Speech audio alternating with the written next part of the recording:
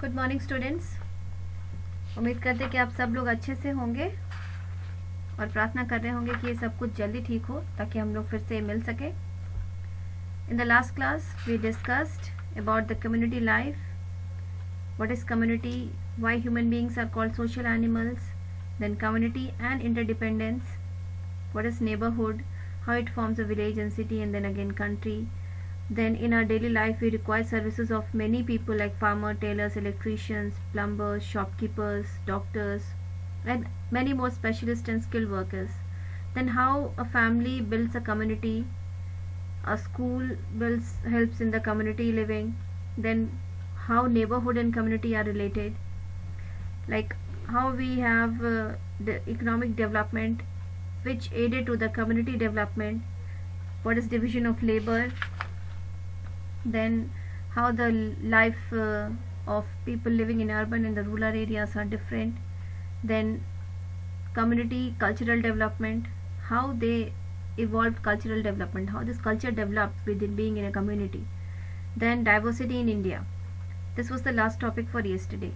Now as I have already told in the last class that we'll start unity in diversity in this video session. So what do you mean by unity in diversity?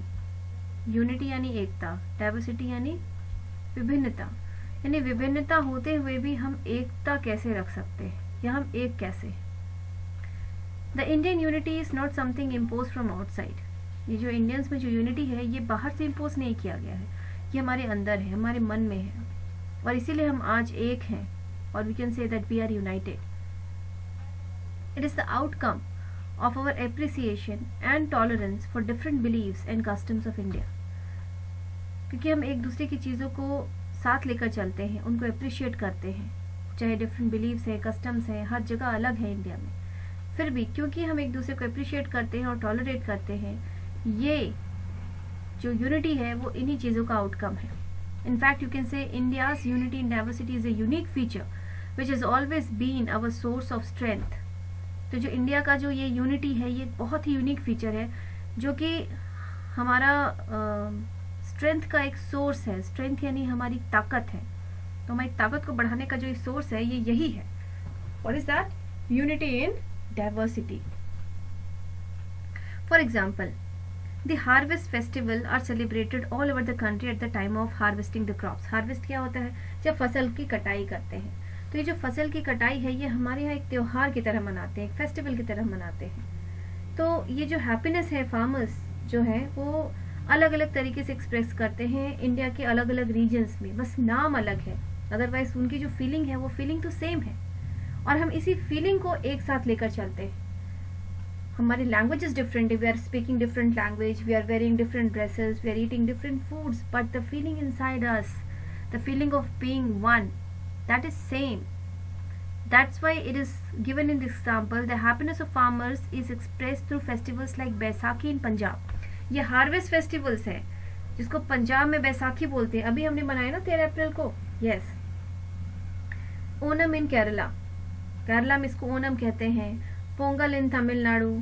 In the same way, similarly, Garba Nitya of Gujarat, Bihu dance of Assam, and Ghumar of Rajasthan, they are vividly reflect the culture and tradition of the communities of these region. ये dance form हम देखेंगे, हम समझ जाएंगे this dance मतलब ये कौन से रीजन का डांस है, this dance belongs to which region और this dance is representing which region. Though they are very different, but the feeling is same. The richness of Indian traditions lies in the belief that all cultures are equal. क्योंकि हमारा जो belief है, हमारी जो सोच है, हम ये मानते हैं कि सारे कल्चर्स एक बराबर हैं, इक्वल हैं, कोई किसी से बड़ा नहीं है और कोई किसी से छोटा नहीं है.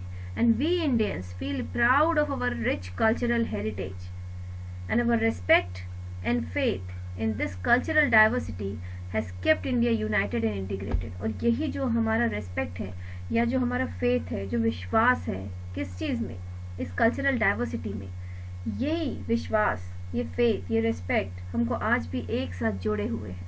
That's why we are united. आप इस स्लाइड में देख सकते हैं कि ये पूरे इंडिया में आप ये हाईलाइटेड है इस मैप में. You can see Punjab, then Gujarat, then Kerala and then Assam. You can see the dance forms also, or whatever festivals they are celebrating, though they are wearing different dresses or they are celebrating in a different way, but still their feeling is same, the feeling of oneness or the feeling of happiness. ये feeling तो same है ना कि सब खुश हैं, और किस बात पे खुश हैं वो रीजन भी सेम है, इसीलिए हम एक हैं. Inequalities and constitutional provisions to safeguard. अभी क्या है कि ये जो डिफरेंसेस हैं, ये जो डाइवर्सिटीज हैं, ये जो विभिन्नताएं हैं, कई बार यही जो हैं वो डिफरेंसेस क्रिएट करती हैं. Unfortunately, increasing social and economic inequalities both in rural and urban areas have led to more discrimination in society. Social और इकोनॉमिक इनइक्वालिटीज. अब इकोनॉमिक इनइक्वालिटी क्या, सोशल इनइक्वालिटी तो हम जानते हैं कि जात के आधार पे या धर्म के आधार पे हम एक दूसरे को अपने से बड़ा या छोटा मानते होंगे. इकोनॉमिक इनइक्वालिटी ये एक बेसिक इनइक्वालिटी है. According to me this is the only cause of differences, discrimination in the society. Other things they get fade away, but this economic inequality ये नहीं मिटता. क्या है ये? 2 पार्ट्स में डिवाइड करते हैं, the poor and the rich, और ये दोनों जगह है, रूरल एरियाज में भी और अर्बन एरियाज में भी. So they have led to more discrimination in society. There are various reasons for it, और इसके कई सारे कारण हैं. In our day to day life we find that the poor and the downtrodden are being exploited and ill treated by the rich. हम अक्सर ये देखते हैं कि जो गरीब हैं उनको अमीर लोग सता रहे हैं या उनकी वैल्यू नहीं कर रहे हैं. और the followers of one religion look down upon others, या फिर किसी एक धर्म को मानने वाले दूसरे धर्म के लोगों को नीचा देखते हैं. और people speaking different languages have issues. The men folk are exploiting the women. जो अलग अलग लैंग्वेजेस भी बोल रहे हैं उसमें भी उनको परेशानी है. या फिर जो मेल्स हैं वो फीमेल्स को एक्सप्लॉइट कर रहे हैं, जो मेन है वो वुमेन को एक्सप्लॉइट कर रहे हैं घरों में या बाहर भी. So these type of differences can not be called a form of diversity. तो इन डिफरेंसेस को हम डाइवर्सिटी नहीं बोलते. हम उन डिफरेंसेस को डाइवर्सिटी बोलते हैं जो हमें एक दूसरे के साथ जोड़ता है, जो हमें एक ब्रदरहुड की फीलिंग के साथ, एक वननेस की फीलिंग के साथ जीना सिखाता है. इस तरह के डिफरेंसेस को हम डाइवर्सिटी नहीं बोल सकते, बट दे आर इनइक्वालिटीज. भेदभाव जरूर बोल सकते हैं, प्रेजुडाइसेस बोल सकते हैं, एंड डिस्क्रिमिनेशन बोल सकते हैं. तब ये क्या है प्रेजुडाइसेस और डिस्क्रिमिनेशन, इसको क्या कहते हैं? अब इसमें you can see clearly the definition is given. Prejudice means pre judgement. Pre judgement मतलब हम पहले से ही एक नोशन बना लेते हैं कि वो चीज कैसा होगा, उसके बारे में नहीं जानते हैं फिर भी. इट मीन्स प्री जजमेंट और pre conceived notion that one might have against any region और रिलीजन और colour of skin of an individual, या उनका जो एक्सेंट है बोलने का, even the kind of language they speak और द क्लोथ्स दे वेयर. मतलब इन छोटी छोटी चीजों के बेसिस पे हम किसी के बारे में भी कोई नेगेटिव थिंकिंग जब अपने मन में बना लेते हैं. That is prejudice. And discrimination, it happens when people act on their prejudices or act in a biased manner. For example, the Britishers discriminated against the Indians largely because of their prejudice and a feeling of superiority. जो Britishers थे वो colour के basis पे अपने आप को superior मानते थे और वो बस इसीलिए इंडियंस को बहुत ज्यादा डिस्क्रिमिनेट करते थे. अब इसके अलावा एक नॉर्मल एग्जाम्पल हम लोग शेयर करते हैं कि हम लोग क्या सोचते हैं कि गांव के लोग बेवकूफ होते हैं, वो उनको इंग्लिश नहीं आती है. क्या ये फैक्ट है? क्या ऐसा होता है? नहीं. There are many people from the village those who are highly educated, and if you talk to them you will feel like you don't know anything. और फिर गांव के लोग क्या सोचते हैं कि शहर वाले कुछ ज्यादा ही चालाक होते हैं. ऐसा है क्या? So these things are stereotype thinkings और being prejudiced for something, being biased for something. I hope you have got the message what I wanted to give. Many social reformers. Social reformers कौन? किनको हम social reformers कहते हैं बच्चों?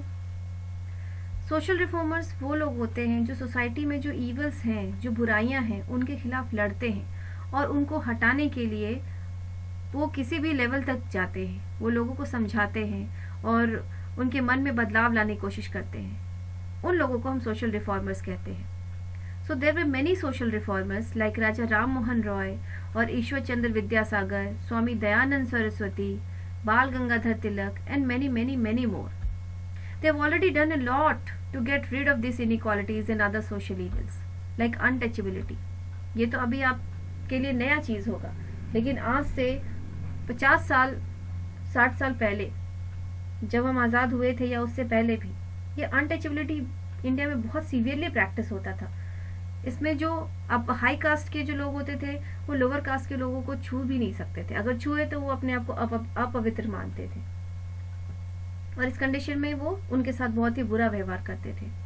या gender bias यानी gender के बेसिस पे इनइक्वालिटी, लड़के और लड़कियों के बीच में भेदभाव या अंतर, या अनएम्प्लॉयमेंट, इलिटरेसी, ये अलग अलग तरह की जो सोशल ईवल्स है। Even then many evils are still widespread in India. इन सारी चीजों के बावजूद भी आज भी बहुत सारे ऐसे ईवल्स हैं जो हमारी सोसाइटी में है, जिनको हम पूरी तरह से निकाल नहीं पाए। Later on in the higher classes you will study about many other things and you will just sit and you will think, क्या सच में इंडिया में ऐसा होता था? क्या सच में ऐसा आज भी लोग करते हैं?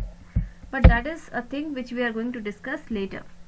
Will come back to the topic. When the Constitution of India was being framed, क्या आपको पता है कि हमारा कॉन्स्टिट्यूशन किसने बनाया और who was the lead person to frame the Constitution?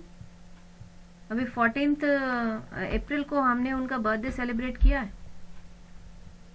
Can anyone tell me? That was B.R. Ambedkar, Bhimrao Ambedkar. He was from a very low caste of the Indian society, but still he was the father of our Constitution. So when the Constitution of India was being framed, our national leaders kept this in mind. तो जब ये constitution बन रहा था तो हमारे उस समय के जो लीडर्स थे वो इस चीज़ को अपने मन में रखे थे कि ये जो भेदभाव है, जो इनइक्वालिटीज़ हैं, इनको हम लॉज के थ्रू इनको हमको कर्ब करना है या मिटाना है। Therefore, they included many such provisions in the Constitution which aim at bringing social, economic and political equality.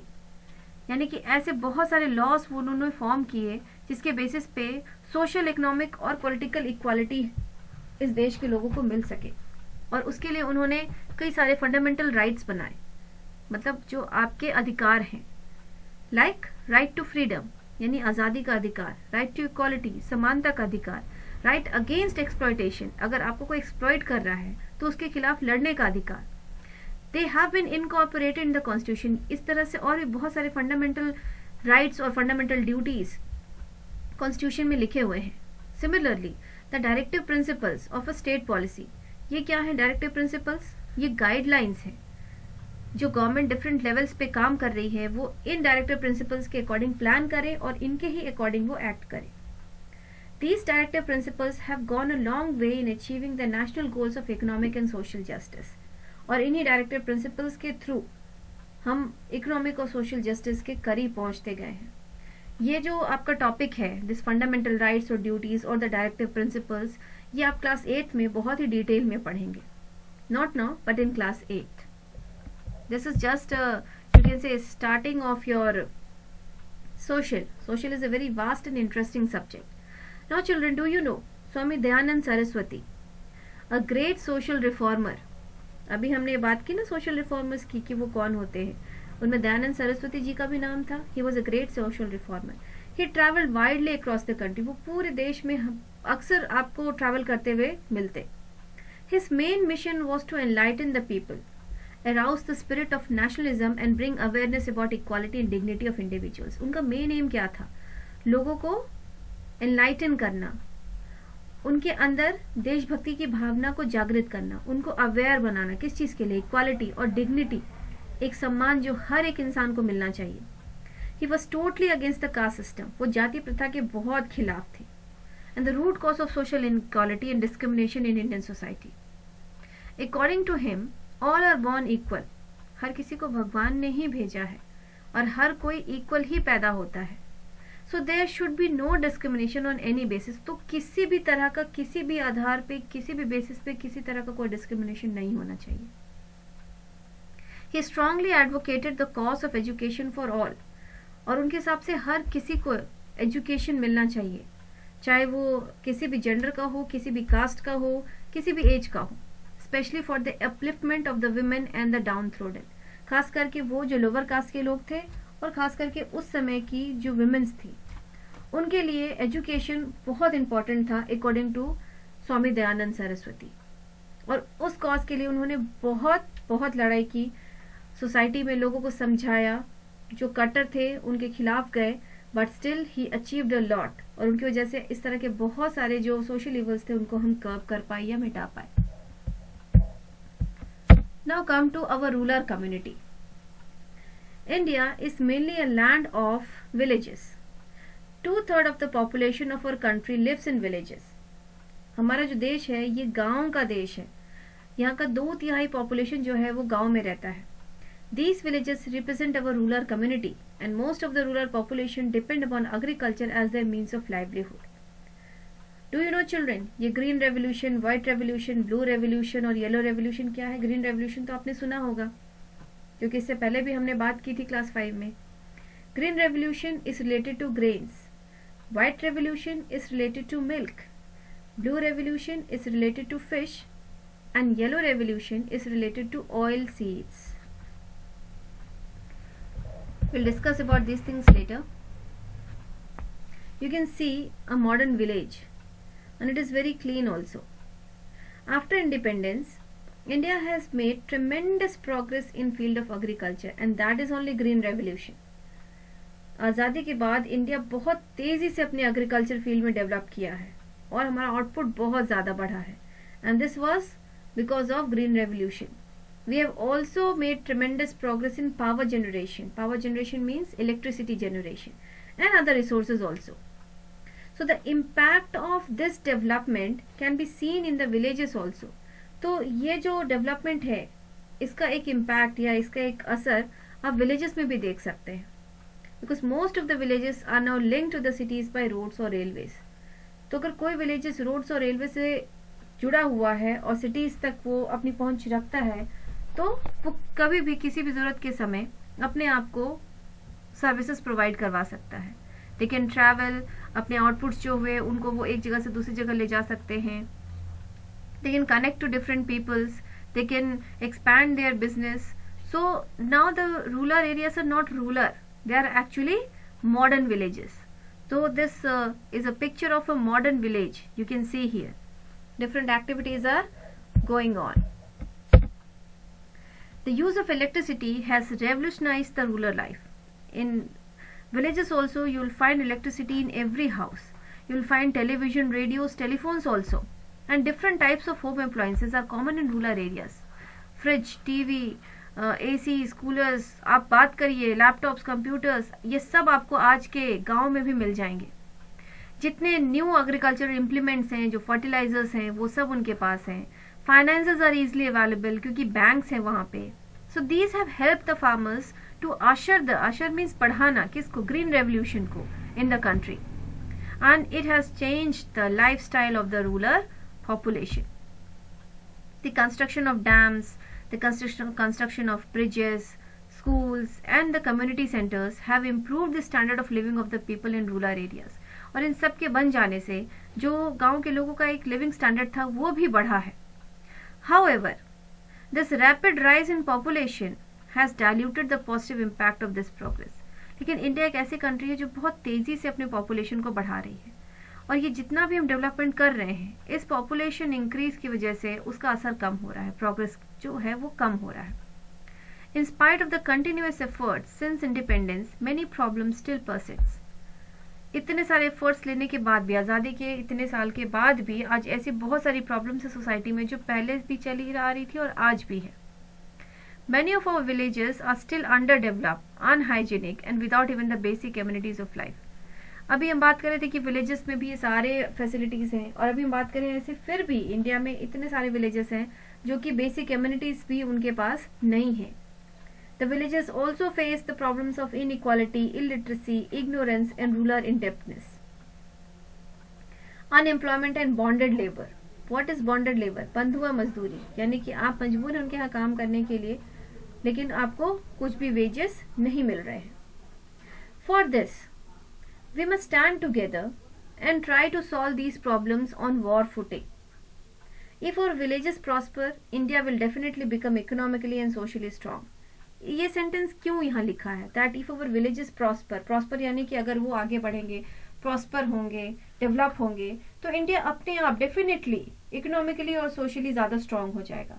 Y? Because India is a country of villages. 2/3 of the population still lives in village. तो अगर 2/3 population को हम छोड़ दें, उनको develop नहीं करें, तो इंडिया कभी डेवलप नहीं होगा. लेकिन अगर इसी 2/3 पॉपुलेशन को हम डेवलप करें तो इंडिया भी डेवलप होगा. Our urban community. Life in towns and cities is comparatively smooth and comfortable. क्यों स्मूथ और कंफर्टेबल है? Due to industrialization, due to job opportunities in cities have increased considerably. यहाँ ज़्यादा इंडस्ट्रीज हैं, फैक्ट्रीज हैं, तो जॉब अपॉर्चुनिटीज ज़्यादा है.